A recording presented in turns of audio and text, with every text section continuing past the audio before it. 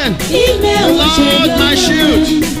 Oh, Hemelech Yahweh, the Lord my King. Chineke m eze m.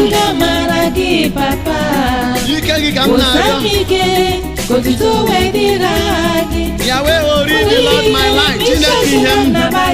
Biko nyere m ihe gị. N'ime ọkụ. Yahweh uzi, the Lord my strength.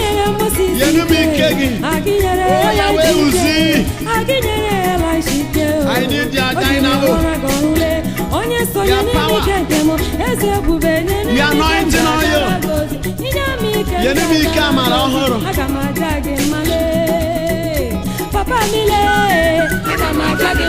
Yahweh Shabbat. Chineke dị ike. Biko nyere m ike, aga m aja gị mma. Na mgbe ochie, inyere Moses ike a, inyere Joshua ike a, Otinia, Shamga,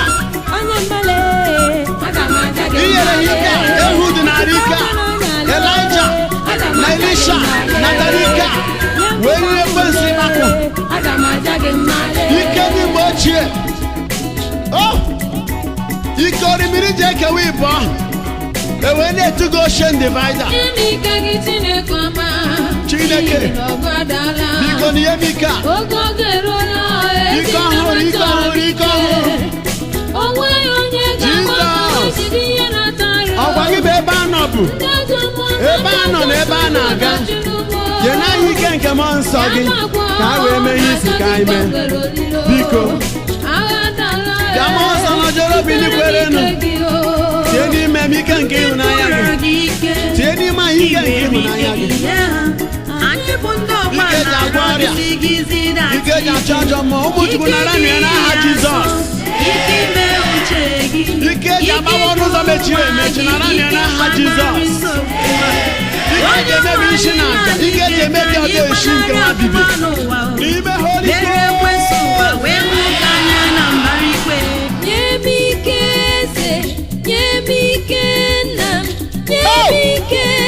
Ike abịa.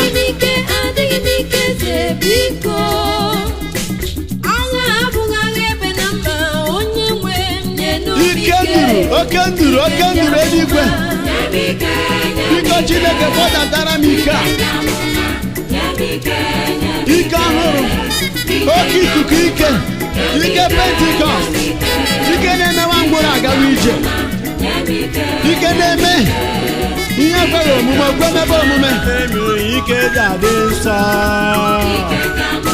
Onye nụrụ ike ga-ekpe ekpere. Onye nụrụ ike ga-agwọ ọrịa. Onye nụrụ ike ga-ahụ ọhụụ. Papa ya nụrụ ike ga-arọ nrọ. Nye m ike ọrụ ebube gị.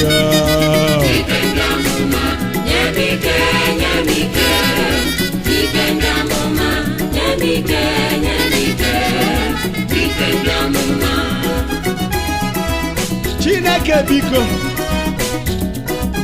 ewezuga ike a ọgwụ ihe m ga-emenwu. Mejọnụ m n'ike. Endow me with the power of the Holy Ghost. Father, seal me with your power. Give me power, Lord, apostolic power, resurrection power. I need anointing power, the supernatural power. Can you slow down of my life? Power like you gave to Moses, power like you gave Elijah, power like you gave Elisha, power like you gave Samuel, power like you gave the apostolic power, power like you the gave power of righteousness. Your power entered David, he became the power a that brings great man. favor, breakthrough, prosperity, and holiness. I claim it for you, my people, in the name of Jesus. Your power entered Gideon, he became a warrior. Elisha For received your transformation, power, for renewal, for for invigoration, for refreshing, your power, for reinstallation of the power of God in the lives of the people of God. Receive it. Give me power, give me power, prophetic power. The power that catapults one from valley of prayerlessness to the mountain of prayerfulness.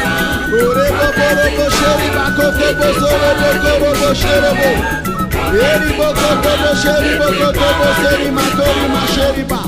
Orobokotobo sherimakotobo shirabakotobo. Father, the universe of today needs your power. The adoration people need your power. The whole people of God need your power. We can't do without this power, oh Lord. You can't be anywhere again, Megan. Heaven will open, doors will open.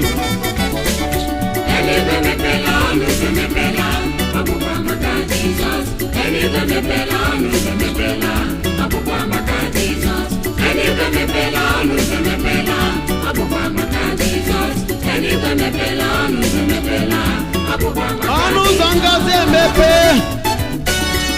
Ana m arịọ amara n'isi ezinụlọ niile n'aha Jizọs. Ụmụ adoration otibenu Hosanna. Anyị nwere dike karịrị ọbụna. Ọnụ ụzọ mmeghe. Amara Chukwu bara ụba oge chere n'olileanya. Nke Isaiah chapter 60 verse 11. Ọnụ ejula n'ọnụ. Jizọs ọkpara Chukwu. Ọ sị emepenere m ụnụ ụzọ, ọ ma mmechikwa ọzọ. N'akwụkwọ Mkpughe isi nke ịtọ amaokwu nke ịsaa ruo na nke ịsatọ ọ sị o. Ọ bụrụ na mmepere ụnụ ụzọ, ọ dịghị onye ga-emechi ya. Mmechie ya, ọ dịghị onye ga-emepe ya. Emeghere m ụnụ ụzọ, nke agaghị emechi ọzọ.